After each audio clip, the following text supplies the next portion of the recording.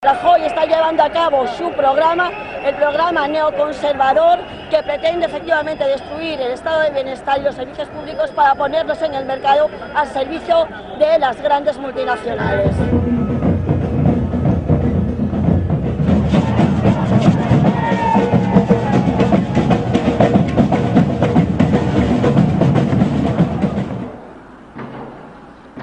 En España se construyeron entre el 2002 y el 2007 más viviendas que en Francia y Alemania juntas, a pesar de que estos países cuentan con el doble de población y el triple de territorio.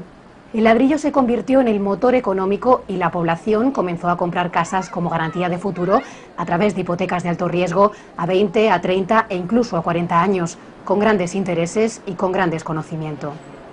Lo que nos está pasando ahora es consecuencia de los últimos 15 años de la economía española. En primer lugar, unos tipos de interés muy bajos que hacían que la gente pudiera acceder muy fácilmente al crédito, no solamente los particulares, sino también las empresas.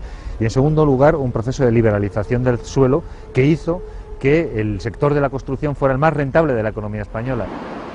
La manifestación más evidente de la crisis en España ha sido el pinchazo de la burbuja inmobiliaria. Los precios de la vivienda, hinchados hasta en un 30% durante la época de bonanza, han caído en máximos históricos este año. Era un ejercicio de especulación que unía de alguna manera el componente inmobiliario con el componente financiero, de manera que el crecimiento de la economía española de los últimos 10 años, que ha sido pues un crecimiento astronómico en cifras del 4 o del 5%, en realidad era un crecimiento ficticio porque estaba basado fundamentalmente en la especulación en el ámbito del sector inmobiliario, ¿no? Una vez que eso ha bajado, nos hemos dado cuenta de que nuestro sector industrial, de que nuestros sectores productivos se encuentran en peor situación que teníamos en el año 2000, y este es otro de los motivos por los cuales ahora no podemos estar saliendo de la crisis. Mientras, en la calle, la crisis del ladrillo se refleja en el aumento del desempleo o paro, como se dice en España, hasta niveles récord en toda Europa. También se refleja en el aumento de los desahucios. La gente sin empleo no puede pagar sus hipotecas. Desde el año 2007 se han efectuado más de 300.000 desahucios y a día de hoy se realizan 517 diarios. El número de viviendas vacías se acerca ya a los 6 millones.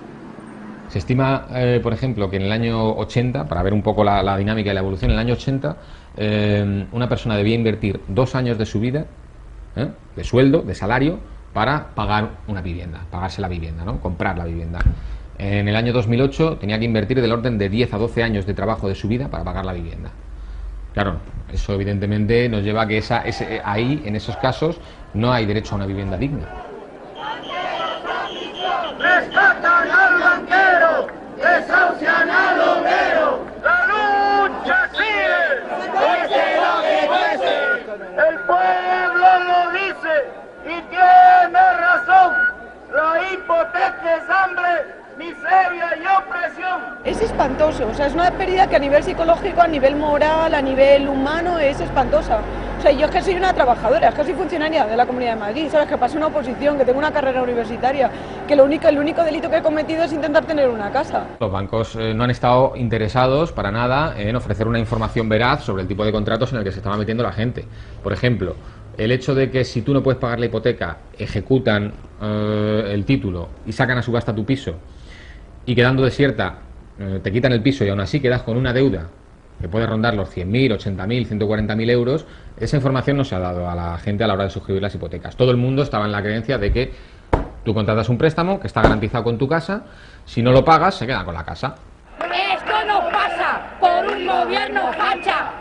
Esto no pasa por un gobierno facha. De norte a sur, de este a oeste, la lucha sigue. Cueste lo que cueste. 71 años, ¿pasa algo? Muy bien.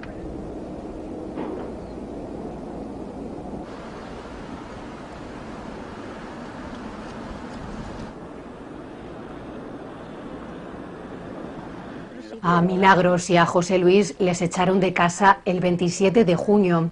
José Luis, autónomo y trabajador de la construcción en paro, pidió un préstamo para hacer frente a varias deudas con Hacienda que no ha podido devolver.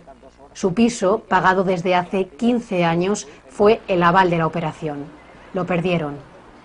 La policía pues nos echaron y con 4 maletas a la calle, bueno, y nos recogieron el SAMUR social y de ahí nos llevaron a una residencia y con los 5 personas que somos, mi marido y mis 3 hijos y yo. Te sientes bloqueado, en muchos aspectos, bloqueado totalmente.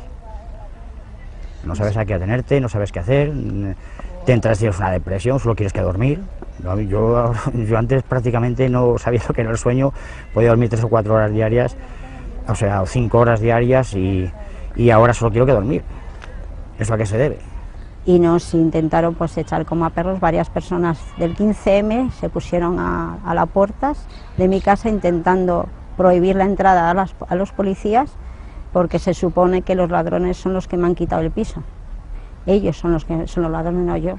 José Luis, Milagros y sus 3 hijos pasaron por una casa y ocupas hasta encontrar el piso de alquiler en el que ahora viven, gracias a los 3 trabajos por horas que compagina Milagros. Y la reconciliación son las bases de este movimiento de la sociedad civil. Las FARC han expresado la voluntad de avanzar hacia la tarea política. Unidad Nacional por la Paz y la Reconciliación. Telesur, la señal informativa de América Latina.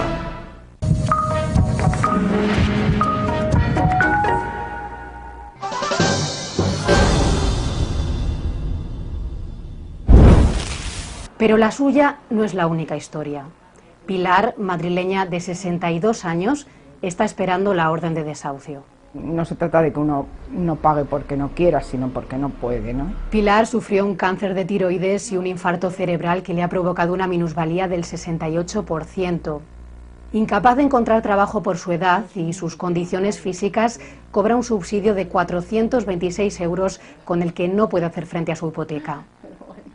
Y a mí lo que más me afecta pues es lo de quedarme sin casa y no tener nada ni siquiera para comer, porque hay días que a lo mejor tengo 2 euros y tengo que hacer la compra con eso, ¿sabes?, en mi bolsillo. Yo tengo miedo de que algún día aquí aparezca y como nadie me controla, pues que aparezca aquí muerta y pasen días y aquí no, hasta que alguien le dé por decir, pues oye, que mira lo que pasa en esta casa, que parece que sale un olor o no sé qué. O sea, yo eso lo pienso. Yo la verdad es que mi país no lo conozco, si quieres que te diga la verdad, no lo conozco. Y mira que yo he sido jovencita, pues he vivido en una época que, bueno, pues no era una época boyante, pero no he visto esto. No he visto esto, ni mucho menos. Pilar no cuenta con apoyo familiar y acude a comedores sociales. Como ella lo hacen cientos de personas que por primera vez se han visto obligados a elegir entre comer o pagar la mensualidad de la hipoteca. La tarjeta del comedor es un logotipo de una casa que no tiene puertas y que está aquí el sol y la luna, que están las 24 horas abierto el centro. Y estos días que están aquí son los días del mes que se le pica. Y detrás tiene el día de la renovación, el mes y la hora. En este comedor del centro de Madrid dan 60 comidas diarias, el doble que hace un año. En este otro llegan a 600. También han duplicado sus raciones y en ambos el perfil del usuario ha variado en los últimos años. Ahora hay más españoles sin trabajo y con cargas familiares. Gente que se ha quedado en paro, que no estaba regulado, tampoco el trabajo que tenía y no tiene derecho a paro, y otros porque se le han acabado la prestación de paro y si tienen que pagar un alquiler de la vivienda, pues no les llega para comer. Entonces yo le digo, mira, para que no te veas en situación de calle y no seas posible persona que esté en la calle viviendo, tú paga el alquiler que yo respondo por la comida, y se le da la tarjeta y es renovable todos los meses. Organizaciones sociales como Cruz Roja o Cáritas alertan del aumento de la pobreza en España, que por primera vez se sitúa en un 26%. Es decir, casi 3 de cada 10 españoles son pobres.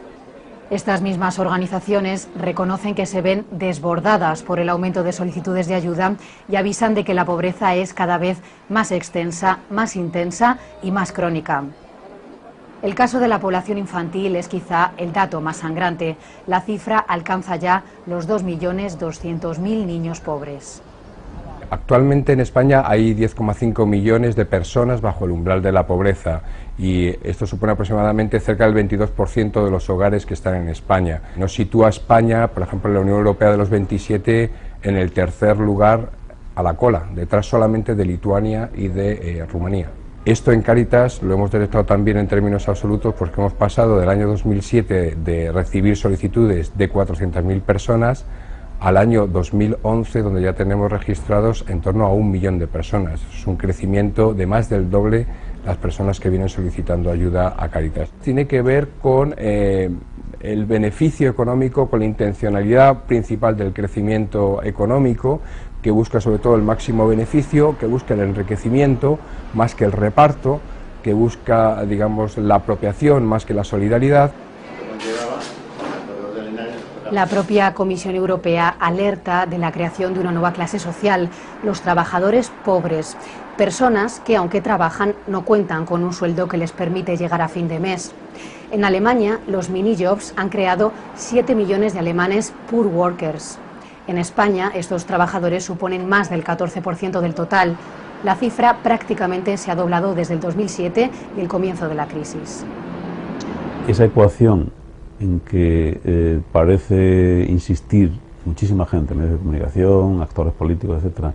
El problema de la pobreza en España es que hay mucha tasa de paro, solo es una verdad a media, porque si se resuelve la tasa de paro, por ejemplo, por la vía de los minijobs, los mini empleos y los mini salarios, esas personas que cobren un mini salario no van a salir por encima del umbral de la pobreza, no van a salir de pobres y se han ocupado. Es verdad que pueden tener otro tipo de elementos estimulantes, pero como contrapartida van a tener la experiencia de un incremento de la desconfianza en un sistema que les ha prometido el bienestar por la vía de la laboriosidad, y cuando se encuentran trabajando, sin embargo siguen siendo pobres porque no ganan lo suficiente. La clase media no desaparece, lo que pasa es que las fracciones menos dotadas de recursos de la clase media se proletarizan.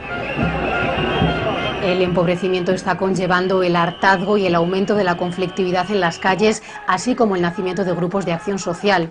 Es el caso del 15M, de la Plataforma de Afectados por las Hipotecas y del movimiento Stop Desahucios. Todos piden un cambio de la ley hipotecaria para implantar la dación en pago.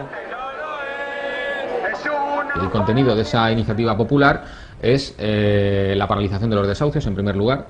En segundo lugar, la dación en pago retroactiva, es decir, que a todas las hipotecas se le incluya ya la cláusula de dación en pago. Entregas la casa, saldas la deuda, aunque la pierdas, por lo menos no te quedas todavía debiendo dinero al banco. Y alquiler social para todos aquellos casos en que la dación en pago por causas ajenas a tu voluntad conlleve la pérdida de la vivienda, de tal manera que el banco te suscriba contigo un contrato de alquiler y puedas seguir teniendo vivienda, que la gente no se quede en la calle. Pero yo también que no me den, bueno, la directora también me vino con protero. Bueno, si ustedes usted me amenaza, ¿qué le parece si yo me voy y no voy a pagar nada? Se puede ir por escrito. Las distintas plataformas antidesahucios han conseguido evitar decenas de desalojos. La presión popular, ¿qué es lo que hace? Si la negociación no funciona, es impedir que la comisión judicial acceda a la vivienda y pueda ejecutar el desahucio. Hay también una cosa simplemente humana y de crecimiento interior, que es que cuando uno, que también nos enseñó el 15M, ¿no? Que cuando uno deja de obedecer y deja de hacerlo junto a mucha gente, cuando uno decide, hablando con la gente, qué es lo que está bien y qué es lo que está mal, más allá de lo que digan las leyes y los que mandan, pues uno de repente vislumbra que no es solo sobrevivir lo que está haciendo aquí, ¿no?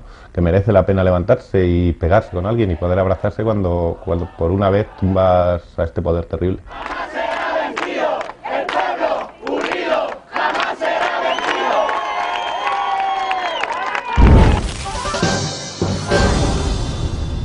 Esta semana, en el marco del inicio de los diálogos de paz en Colombia, Documentales Telesur presenta Roba Tierra, documental que busca reivindicar los derechos de la comunidad indígena Nasa en Colombia, en su lucha por recuperar la tierra robada a sus ancestros. Cuando llegaban esos policías y nos apuntaban así, nosotros hablándole, diciéndole que por qué querían matar a los maridos, que...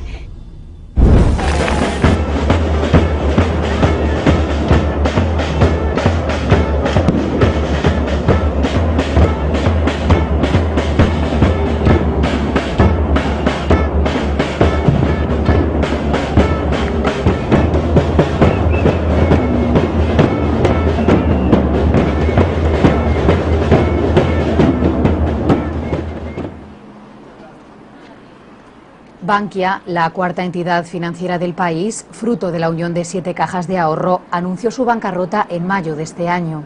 El gobierno la nacionalizó enseguida y anunció la inyección de 24.000 millones de euros provenientes de las arcas públicas, pese a que la gestión de la entidad sigue siendo privada. Su caída fue fruto de la opacidad de sus cuentas y de la acumulación de activos tóxicos, que es el nombre que reciben en España aquellas viviendas con hipotecas insolventes. Supuso para el país la llegada del rescate bancario por valor de 100.000 millones de euros y de condiciones europeas. Bankia es la responsable del 70% de los desahucios. El gobierno español declara su intención de solicitar financiación europea para la recapitalización de los bancos españoles que la necesiten. Esto es un préstamo que recibe en condiciones muy favorables, por lo tanto, no hay el más mínimo rescate al respecto. No estamos haciendo un favor absolutamente a nadie. Las condiciones se les van a imponer a los bancos, no a la sociedad española. Esto ni es democracia ni es nada, porque esto dicen que la soberanía está en el pueblo, no la veo por ningún sitio. Esto es una dictadura pura y dura, porque es un gobierno por decretazo, por decreto, y ya está. En este sentido no es un rescate a España, es un rescate a los propios bancos alemanes a través del sistema financiero español. Por eso es una socialización de pérdidas, es dinero que tiene que pagarse de alguna forma, pero que en vez de pagarlo los bancos quebrando o haciendo cualquier otro tipo de medida, pues lo vamos a acabar pagando nosotros con nuestros impuestos, con el banco malo, con mecanismos de esa naturaleza. Alberto Garzón es diputado de Izquierda Unida, tercer partido político de España. Su grupo pide un referéndum para que los españoles decidan sobre el rescate a los bancos. ¡Nuestro dinero lo tienen los banqueros! ¡Nuestro dinero lo tienen los banqueros! Nosotros apostamos por una auditoría de la deuda pública para valorar qué tipo de contratos son ilegítimos, es decir, contratos que se han hecho a los bancos precisamente con dinero público. En este sentido podríamos hablar claramente de una estafa, de que los bancos nos han prestado nuestro propio dinero y han hecho negocio con ello. Algunas preguntas, antes impensables, se repiten cada vez con más frecuencia entre los grupos críticos con las medidas del gobierno de Mariano Rajoy. ¿Qué pasaría si España no pagase la deuda? ¿Por qué estos recortes? ¿Hay alternativas? ¿Cuál sería una visión alternativa a esta? Una visión alternativa sería, como decía, una ampliación de capital de los bancos, es decir, permitir o obligar a los bancos a que salieran al mercado a conseguir más fondos, ¿no? Esto significaría, por ejemplo, que Emilio Botín perdería el control del Banco de Santander, seguramente, o que Francisco González perdería el control de BBVA, ¿no? Por lo tanto, nos vamos a encontrar con que ahí hay un problema de intereses políticos, de no tocar a los accionistas, que son en última instancia los responsables de la situación que vivimos, porque no debemos olvidar que los accionistas son los que ponen los consejos de administración en los bancos. España, que no tiene una estructura productiva desarrollada, de forma que no puede competir en producción de helicópteros, aviones, con Francia, Alemania, etcétera, tiene que competir con alguien y vendiendo algo. Y la Troika ha decidido que la periferia europea tiene que vender productos de baja calidad, de baja intensidad tecnológica, y sus competidores en ese campo son países como China. Y para poder competir y vender más baratos que países como China, pues tienes que tener trabajadores chinos, si se me permite la expresión, tienes que tener trabajadores en condiciones chinas. Y esto lo que hace es que las medidas que impulsan son reformas laborales para bajar los salarios, disminuciones del salario mínimo interprofesional, acabar con los sindicatos, reducir la sanidad, la educación. El euro, la moneda única, también comienza a cuestionarse. ¿Qué pasaría si España decidiese abandonarla? ¿Es viable un proceso de deseurización o de reinvención del euro? Nos encontraríamos en primer lugar con una inflación galopante, porque tendríamos que recuperar todos los precios en una moneda que ya no existe y que seguramente se devaluaría. Quiero decir, nadie querría comprar en pesetas, todo el mundo no sé si quería comprar en euros, y esto haría que la peseta bajara muchísimo, y esto sería un impacto a corto plazo muy importante para la economía española. A medio plazo seguramente recuperaríamos el crecimiento, deseurizamos nuestra economía, sufrimos un shock muy potente durante un año o dos y seguramente luego volveríamos a crecer. En este sentido podríamos hablar también de la necesidad de articular alianzas en la periferia de Europa. Grecia, Portugal, Italia, España podrían idealmente aliarse, como por ejemplo en América Latina hizo el ALBA, porque sirve como un mercado para aquellos países que tienen una estructura económica y unos problemas muy parecidos, similares, no son exactamente idénticos, pero sí que son similares en cuanto a su inserción en la economía mundial.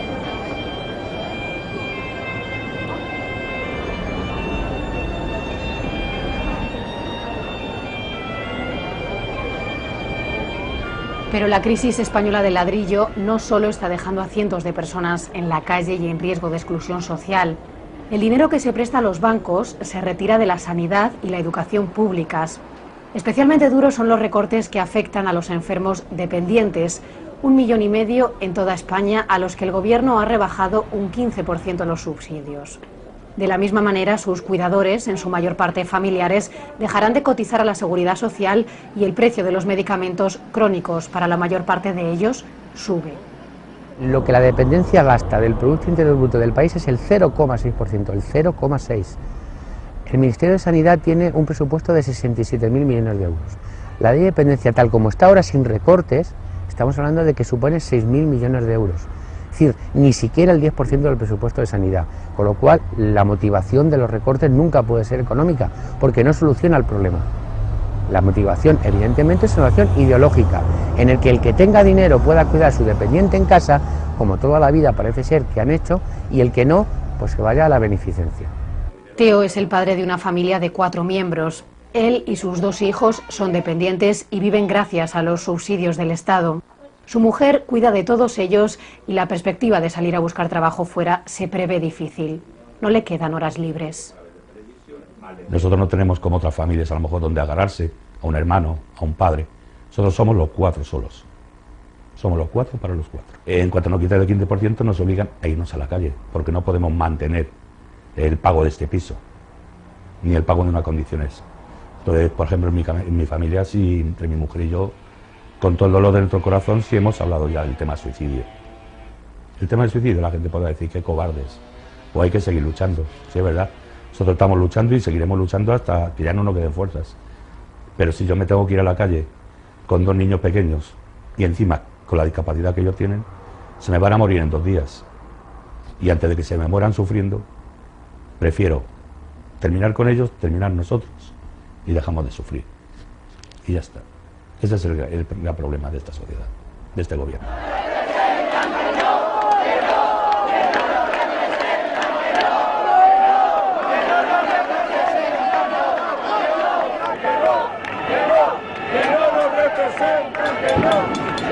Lo triste es que no necesitamos una dictadura para que esto se ponga en marcha, solamente esto que Joaquín Estefanía también llamaba la economía del miedo, ¿no? Es decir, miedo a perder tu trabajo, miedo a que no te digan las pensiones, miedo a que suba la prima de riesgo, nos ha dejado a todos los españoles un poco expectantes ante las decisiones del gobierno, ¿no? Y de alguna manera sí se está cumpliendo la doctrina del shock. Que cambie el sistema económico, que está hecho para que sistemáticamente, periódicamente haya una crisis para colocar a cada uno en su sitio. Y a los que estaban intentando prosperar un poco de manera humilde, vuelvan a colocarse en el umbral de la pobreza, que era de donde veníamos.